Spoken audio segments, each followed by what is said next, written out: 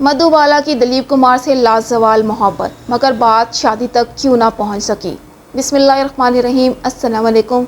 रोशन सच के प्यारे व्यूअर्स, मैं हूं सैमी चौधरी और मेरी आज की वीडियो मधुबाला की शख्सियत के हवाले से, उनकी ज़िंदगी के हवाले से है। मधुबाला की खूबसूरती को कौन नहीं मानता, उनकी खूबसूरती के आज भी लोग दिलदादा हैं। आज को आपको इस हवाले से उनकी ज़िंदगी के कुछ ऐसे वाक़यात बताऊँगी जो शायद इससे पहले आपने नहीं सुने होंगे। शम्मी कपूर ने अपनी सवाने उम्री में लिखा है कि मैं जानता था कि मधु किसी और से प्यार करती हैं, लेकिन उसके बाद भी मैं ये मानना चाहता हूँ कि मैं उनसे पागलों की तरह प्यार करने लगा था। उसके लिए किसी को मुर्दे इल्ज़ाम नहीं ठहराया जा सकता था, क्योंकि मैंने कभी उनसे ज़्यादा खूबसूरत औरत नहीं देखी।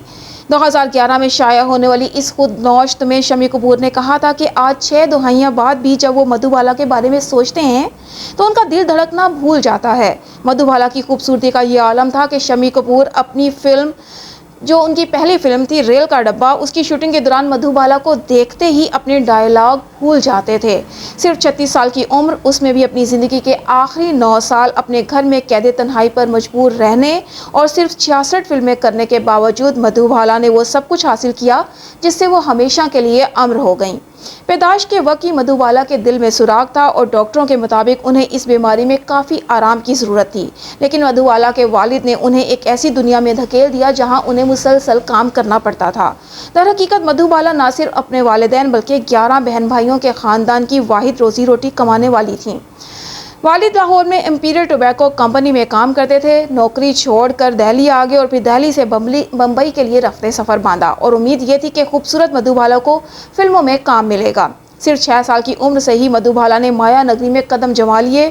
इस काम ने उन्हें किस कदर मुतासिर किया था, इसकी झलक 1957 में फिल्म फेयर मैगजीन की इस खसूसी सीरीज से मिलती है, जिसमें मैगजीन ने उस दौर के सुपरस्टार से अपने बारे में कुछ लिखने को कहा था। नरगिस, मीना कुमारी, नौतन, राज कपूर, दिलीप कुमार, देव आनंद, किशोर कुमार, अशोक कुमार, सभी ने इसमें अपने बारे में लिखा था। इस सीरीज में मधुबाला ने अपने बारे में कुछ भी लिखने से इनकार करते हुए मुआफ़ी मांगी थी। मुआफ़ीनामे में मधुबाला ने लिखा, मैं खुद को खो चुकी हूँ, ऐसी सूरत हाल में अपने बारे में क्या लिखूँ। मुझे लगता है कि आपने मुझे इसके बारे में लिखने को कहा है जिसे मैं नहीं जानती। वक्त ने मुझे अपने आप से मिलने का वक्त नहीं दिया। जब मैं 5 साल की थी तो किसी ने मेरे बारे में नहीं पूछा था और मैं इस भूल भुलैया में आ गई। फिल्म इंडस्ट्री में मुझे पहला सबक दिया था कि आपको अपने बारे में सब कुछ भूलना होता है, सब कुछ, खुद को भी, तो ही आप अदाकार बन पाते हैं। ऐसे में फिर मैं अपने बारे में क्या लिखूं। खदीजा अकमल ने मधुबाला की फिल्मी ज़िंदगी पर I want to live the story of Madhubala लिखी है। इस किताब से सरसरी गुजरने से ये बात सामने आती है कि मधुबाला की खूबसूरती ने अदाकारी के मुतालिक उनके नज़्म ज़ब्त और सीखने के जज्बे को कभी भी कम नहीं होने दिया। मधुबाला उस वक्त फिल्मी दुनिया की वाहिद फनकारा थी जो वक्त से पहले सेट पर मौजूद रहती थी। अगरचे सेहत की वजह से वो रात को शूटिंग नहीं किया करती थी और अपने पूरे करियर में उन्होंने कभी आउटडोर शूटिंग में हिस्सा नहीं लिया। उसके बावजूद मधुबाला अपने वक्त की टॉप अदाकाराओं में से एक रहीं। अगर आप काम के तय उनके काम की मिसाल देखना चाहते हैं तो फिल्म मुग़ल आज़म के मोहब्बत के वो मनाजिर देखें जिसमें शहजादा सलीम अनारकली को मोर के परों से छेड़ते हैं। इस सीन का शुमार इंडियन सिनेमा की दुनिया के सबसे ज़्यादा रोमानवी मनाजिर में होता है। ये जानना दिलचस्पी से खाली नहीं कि इन मनाजिर के अलावा मुग़ल आज़म के तमाम इश्किया मनाजिर के दौरान दिलीप कुमार और मधुबाला के दरमियान बातचीत तक बंद थी। इन दोनों अदाकारों को कभी इंडियन फिल्मी तारीख की सबसे रोमानवी जोड़ी समझा जाता था। दोनों एक दूसरे की मोहब्बत के असीर थे। मधुबाला पहली बार दिलीप कुमार के साथ 1955 में फिल्म इंसानियत के प्रीमियर के दौरान अवामी तौर पर नजर आई थी। ये पहला और वाहिद मौका था जब दिलीप कुमार और मधुबाला को एक साथ अवामी सतह पर देखा गया था। इस मौका पर कवरेज करने वाले सहाफ़ी के राजदान ने बाद में लिखा कि मधुबाला इससे ज़्यादा खुश कभी नजर नहीं आई। रॉक्सी सिनेमा में मुनक्किद होने वाले इस प्रीमियर में मधुबाला को हमेशा दिलीप कुमार का बाजू पकड़े देखा गया। शम्मी कपूर ने यह भी बताया है कि किस तरह दिलीप कुमार मुंबई से पुणे तक सिर्फ मधुबाला को देखने के लिए गाड़ी चलाकर आया करते थे और दूर खड़े मधुबाला को देखा करते थे। ताहम एक आम ख्याल ये है कि मधुबाला के वालिद नहीं चाहते थे कि मधुबाला और दिलीप कुमार की शादी हो। इस बारे में फिल्मी रसालों में बहुत कुछ शाया हो चुका है, लेकिन दिलीप कुमार ने अपनी सवाने उम्री दिलीप कुमार में इसके बरक्स बात बयान की है।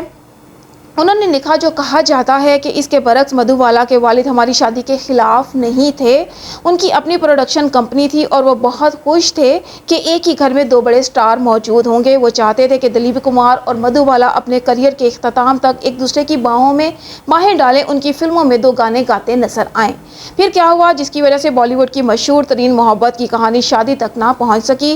दिलीप कुमार ने इसके बारे में ये भी लिखा है कि जब मुझे मधु से उनके वालिद के मंसूबा के बारे में मालूम हुआ तो मेरी उनसे कई बार बातचीत हुई, जिसमें मैंने दोनों को बताया कि मेरे काम करने का अपना तरीका है, मैंने अपना काम खुद करता हूँ, मैं प्रोजेक्ट का इंतखाब करता हूँ और अगर इसमें मेरा अपना प्रोडक्शन हाउस भी होता तो भी मैं तसल्ली नहीं दिखा सकता। दिलीप कुमार के मुताबिक मधुबाला के वालिद आयतुल्लाह खान को उनकी ये बात पसंद नहीं आए और दिलीप कुमार को जिद्दी और अड़ियल समझने लगे। दिलीप के मुताबिक मधुबाला का झुकाव हमेशा अपने वालिद की तरफ था और वो कहती रही कि शादी के बाद सब ठीक हो जाएगा।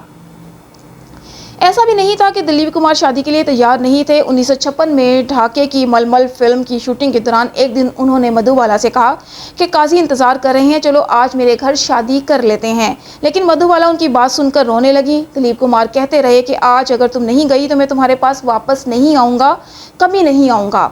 इसके बाद दिलीप कुमार मधुबाला के पास वापस नहीं आए क्योंकि दोनों के दरमियान 1957 में एक ऐसा झगड़ा हुआ कि उसके शोले ने इस मोहब्बत को बेवक्त ख़त्म कर दिया।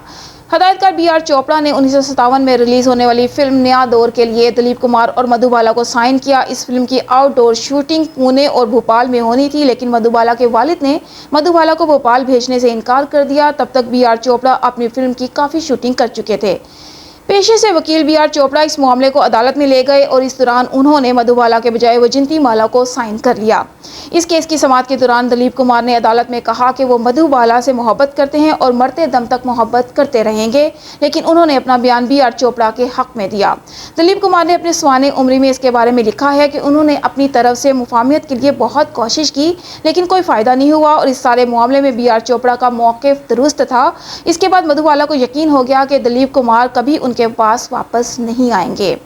इस अलैदगी की वजह से मधुबाला ने शादी करने का जहन बना लिया, लेकिन वो एक दिन किशोर कुमार से शादी कर लेंगी, इसका किसी को यकीन नहीं था। लेकिन जिस वक्त मधुबाला और दिलीप कुमार की राहें जुदा होने लगीं, उसी वक्त किशोर कुमार की पहली बीवी रूमा देवी से तलाक हो गई और उधर किशोर कुमार और मधुबाला दोनों कई फिल्म में एक साथ काम कर रहे थे। उसकी वजह से दोनों के दरमियान कशिश ज़रूर रही होगी और 1960 में किशोर कुमार और मधुबाला की शादी हो गई। किशोर कुमार से शादी के फैसले ने मधुबाला को दिलीप कुमार से अलहदा होने के मुकाबले में कहीं ज़्यादा सदमा पहुँचाया। किशोर कुमार को मधुबाला की बीमारी का इल्म तो था, लेकिन उसकी संगीनी का अंदाज़ा नहीं था। वो मधुबाला को इलाज के लिए लंदन ले गए, जहां डॉक्टर्स ने जवाब दिया कि अब ज़्यादा से ज़्यादा मधुबाला सिर्फ 1 या 2 साल तक जिंदा रह सकेंगी।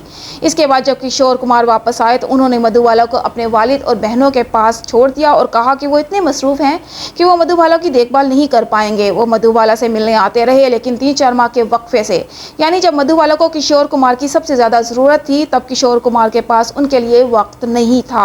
ऐसे में दिल की बीमारी बढ़ती रही, लेकिन मधुबाला के अंदर जीने की ख्वाहिश बहुत थी, इसलिए डॉक्टर्स के साथ हाथ उठाने के बाद वो 9 साल तक जिंदा रहीं। लेकिन उन्होंने अपनी ज़िंदगी के आखिरी 9 साल बहुत तन्हाई में गुजारे। उस दौरान उनका हाल जानने के लिए बहुत कम लोग उनके घर जाते थे, इसमें दिलीप कुमार का ख़ानदान भी शामिल था। अगरचे मधुबाला मुग़ल आज़म की रिलीज़ के फ़ौरन बाद शदीद बीमार हो गई, लेकिन उनके काम वाली फिल्में अगले 4 साल तक रिलीज़ होती रहीं। लेकिन इस बारे में भी कम क्यास आराइयाँ नहीं होती कि मधुबाला आखिरी दिनों में कैसी नज़र आ रही थीं। Bollywood top 20 superstars of India ने मधुबाला के आखिरी दिनों की एक झलक पेश की। दिलीप कुमार की बहन सईदा खान के मुताबिक उनकी मौत से एक दिन कबल उनकी मधुबाला से मुलाकात हुई थी और उस वक्त तक उनकी खूबसूरती में किसी किस्म की कमी नहीं आई थी। लेकिन शदीद बीमारी ने मधुबाला की खुद एतमादी को कमज़ोर कर दिया था, तभी उन्होंने अपने आखिरी दिनों में मेकअप करना शुरू कर दिया था। सुपर स्टार्स ऑफ इंडिया में फिल्म डायरेक्टर शक्ति सामंता ने बताया कि वो भी मधुबाला से उनकी मौत से एक दिन पहले मिले थे और वो बहुत ज़्यादा मेकअप में थी। हालांकि वो अपने पूरे फिल्मी करियर में बहुत कम मेकअप करने के लिए मशहूर थीं। उनकी खूबसूरती का कभी जिस बॉलीवुड में डंका बजता था, उस दुनिया ने उन्हें भुला दिया, लेकिन वो इंडिया सिनेमा शायकीन के दिलों पर राज करती रहीं। इंडियन पोस्टल सर्विस ने 18 मार्च 2008 को मधुबाला की याद में डाक टिकट जारी किया। इस मौका पर फिल्म अदाकार मनोज कुमार ने कहा था कि मधुबाला मुल्क का चेहरा थी, एक सदी में एक ही मधुबाला हो सकती हैं।